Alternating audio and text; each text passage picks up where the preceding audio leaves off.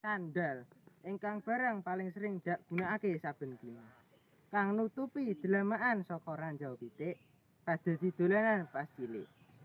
Sandal swalo tuku ing toko rega 10.000.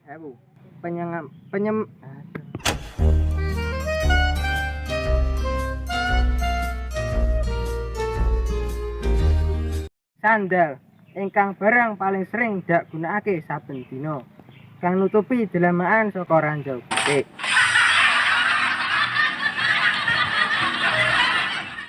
Dadi dolanan pas isih cilik. Sandal swalo tuku ing toko rega 10.000. Penyemangat saben langkahku. Nglindungi sikil saka watu. Sandal kang nyangga awak saben dina masih sering ilang lan didolan. Nanging tetep nyemangati aku supaya budal Jumatan. Sandal kang dak tresnani. Muga-muga ora jepat lan cepot, tetep bisa ngancani aku lan dadi penyemangatku.